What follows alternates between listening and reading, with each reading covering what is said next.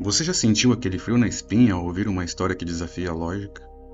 Uma daquelas que te faz questionar a própria realidade? Prepare-se, porque hoje mergulharemos em um mistério gélido, tão vasto e profundo quanto as águas do Lago Michigan. Uma história de desaparecimento repentino, um retorno inexplicável e um vazio na memória que ecoa até hoje. Uma história que nos leva a perguntar: o que realmente aconteceu com Steven Kubak? Em fevereiro frio de 1978, o jovem e promissor Steven Kubak, a um ano de se formar na faculdade, decidiu fazer uma breve viagem de esqui cross-country sozinho, pelas margens geladas do Lago Michigan.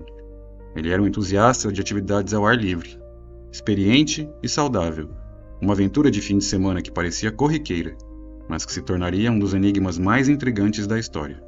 Você está no Teoria 78.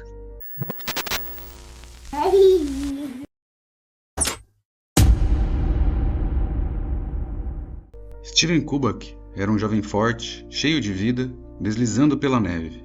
O único som era o chiar suave dos esquis e o vento gélido a sussurrar em seus ouvidos. Ele esquiava pelas margens vastas e brancas do Lago Michigan, em sua expedição de esqui. Ele conhecia a rota, amava a natureza. Não havia nada de incomum em sua jornada. Apenas ele e a imensidão congelada. Mas essa tranquilidade seria desfeita por um silêncio muito mais profundo. 2 dias depois, a descoberta que gelaria o sangue de qualquer um. Os esquis de Steven Kubak, abandonados à beira de uma trilha. Não havia nenhum sinal de luta, nenhum item espalhado. Apenas o equipamento perfeitamente deixado para trás, como se ele tivesse se desprendido deles com calma e seguido em frente. Mas para onde? Uma busca massiva foi lançada. Centenas de pares de olhos vasculharam a paisagem coberta de neve. Helicópteros sobrevoaram, o zumbido de suas hélices rompendo a paz do ar. Cães farejadores com seus latidos ansiosos tentavam pegar um rastro no chão congelado. Porém, a única coisa que conseguiram encontrar foi algumas pegadas. Pequenas depressões na neve, que apontavam diretamente para as águas escuras e traiçoeiras do Lago Michigan. E então as pegadas paravam. Não havia mais nada. O rastro de Steven simplesmente se encerrava ali, na beira do abismo aquático que é o Lago Michigan, considerado um dos grandes lagos dos Estados Unidos, cobrindo mais de 58 mil quilômetros quadrados e com um total de pouco menos de 5 mil quilômetros cúbicos de água. Seus amigos e familiares foram questionados exaustivamente. Cada detalhe da vida de Steven foi revirado, seus planos, seus sonhos, suas preocupações.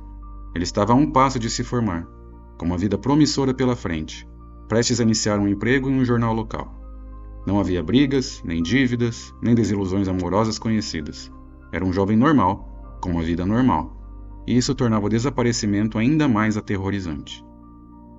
Como alguém poderia simplesmente evaporar? A sensação de impotência era esmagadora, um nó na garganta para aqueles que o amavam. As semanas se transformaram em meses, as buscas oficiais foram suspensas.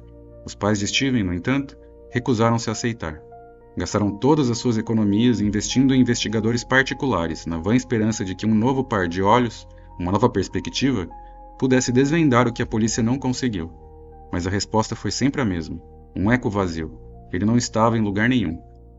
Steven Kubak havia desaparecido, engolido pela imensidão da paisagem invernal, deixando apenas perguntas sem respostas e um rastro de esperança congelada. A realidade cruel era um peso no peito de todos que esperavam por ele. Steven havia sumido sem deixar vestígios. Quando nada parece ter lógica, a mente humana, em sua busca por respostas, inevitavelmente se volta para aquilo que desafia a compreensão comum. E no caso de Steven Kubak, as teorias se tornaram tão geladas e inquietantes quanto o ambiente onde ele desapareceu. A primeira e mais imediata delas ecoava a brutalidade da natureza. Steven teria sucumbido ao frio cortante, ao abraço implacável do inverno. Ou talvez, a pior das hipóteses, uma queda nas águas gélidas e escuras no Lago Michigan. Em temperaturas tão baixas, o tempo de sobrevivência é contado em minutos. Mas havia uma sombra ainda maior pairando sobre o desaparecimento de Steven. Um nome que para muitos explica o inexplicável: o Triângulo do Lago Michigan. Assim como seu infame primo nas Bermudas, esta é uma área que, dizem, concentra um número desproporcional de incidentes bizarros. Pense em naufrágios sem explicação, aviões que simplesmente desaparecem do radar e até mesmo avistamentos de objetos não identificados, tanto no céu quanto submersos nas profundezas. É como se a própria geografia do lugar fosse uma anomalia, um ímã para o insólito. Dentro desse triângulo, algumas teorias beiram o místico. Há quem sugira a presença de vórtices de energia negativa, pontos de convergência de forças geofísicas ou talvez ligadas a estruturas antigas e enigmáticas, como Stonehenge submerso no Lago Michigan. Poderia uma energia invisível, emanando das profundezas, ter sido a responsável por arrancar Steven da realidade? E claro, quando a ciência e a razão não oferecem respostas, a mente humana se volta para o mais distante e especulativo, a intervenção extraterrestre. Em um caso tão desprovido de pistas, a possibilidade de Steven ter sido abduzido não podia ser descartada. Todas essas teorias, por mais fantásticas ou perturbadoras que pareçam, serviam a um propósito: preencher o vazio assustador deixado pela ausência de Steven. Elas eram tentativas de dar sentido a um desaparecimento que, de outra forma, seria apenas um buraco negro na vida da sua família e amigos, um mistério tão frio e implacável quanto o inverno do Lago Michigan. Você está gostando da história? Então, por favor, deixe um like. Isso ajuda muito o alcance do vídeo. Também não se esqueça de se inscrever. Estamos chegando próximo à monetização e cada inscrição faz diferença para nós. Muito obrigado. Voltando à história, 14 meses de angústia. 14 meses onde a esperança se esvaía a cada dia que passava, substituído por uma aceitação sombria. Steven Kubak estava morto. Sua faculdade, inclusive, havia lhe concedido um diploma póstumo, um reconhecimento agridoce de uma vida jovem e promissora ceifada pelo mistério. Mas então, em um dia aparentemente comum, 5 de maio de 1979, o impensável aconteceu. O telefone tocou na casa da tia de Steven, em Great Barrington, a centenas de quilômetros de onde ele havia sumido. A voz do outro lado era dele, Steven Kubak, vivo. Imagine o choque da família. Coração disparado de alegria e descrença. O alívio dilacerante que se mistura à mais profunda confusão. Depois de frenéticos telefonemas para o resto da família, todos se reuniram. Steven estava ali, em carne e osso, mas a euforia rapidamente deu lugar a uma avalanche de perguntas. A primeira e mais esmagadora: onde ele esteve por mais de um ano? A cada detalhe que Steven revelava, ou melhor, não revelava, o mistério apenas se aprofundava. Ele vestia roupas que ninguém reconhecia e a mochila que carregava não era a mesma com a qual havia partido. Dentro dela, porém, estava o material mais intrigante: bilhetes e comprovantes de várias partes dos Estados Unidos, datados de diferentes pontos durante a sua ausência. Havia recibos de São Francisco, Reno e Utah, uma camiseta de uma maratona em Wisconsin. Tudo indicava uma jornada, uma viagem que cobriu uma vasta extensão do país. Você consegue perceber como tudo isso não parece fazer sentido? Mas Steven insistia, com uma sinceridade que era quase perturbadora. Ele não tinha absolutamente nenhuma lembrança de nada disso. A última coisa que conseguia recordar era estar esquiando no Lago Michigan. Depois, veio o que ele descreveu como frio e escuridão. Então, de repente ele se viu em um prado no estado do Massachusetts, nos Estados Unidos, a poucos quilômetros da casa de sua tia. Ele não sabia que tanto tempo havia passado, até que comprou um jornal no caminho e viu a data. Era como se um ano inteiro de sua vida tivesse sido simplesmente apagado. Um vazio absoluto, onde deveria haver memórias, experiências e explicações. Steven Kubak havia retornado, mas trouxe consigo um enigma ainda maior do que o seu próprio desaparecimento. Com o retorno de Steven, a esperança de uma resposta concreta surgiu como um raio de sol em meio à nevasca. Mas em vez de clareza, o que veio foi uma nova camada de mistério, aprofundando o enigma. A amnésia de Steven, a lacuna de 14 meses em sua vida, deu origem a um frenesi de especulações. O que poderia explicar o fato de ele ter viajado milhares de quilômetros, participado de eventos e ainda assim não ter a menor lembrança? Uma das primeiras e mais racionais teorias que surgiram centrava-se na mente humana e seus limites. Poderia Steven ter sofrido um trauma psicológico tão profundo que somente simplesmente apagou as memórias daquele período? Imagine a exaustão extrema de uma viagem de esqui nas condições geladas do Lago Michigan. O corpo se esgotando, a hipotermia se instalando, a mente em colapso. É plausível que, ao atingir um limiar de resistência, a consciência de Steven tenha se fragmentado, deixando-o em um estado de dissociação ou amnésia. Ele poderia ter continuado a funcionar de forma quase automática, uma espécie de piloto automático mental, capaz de viajar e interagir, mas sem registrar as experiências na memória consciente. A ideia de que nosso próprio cérebro pode nos proteger de eventos traumáticos ao simplesmente apagá-los, mesmo que por um ano inteiro, é fascinante e, ao mesmo tempo, arrepiante. Mas para além da psicologia, as teorias mais fantásticas e inquietantes rapidamente ganharam força. A sombra do triângulo do Lago Michigan se estendeu sobre o reaparecimento de Steven.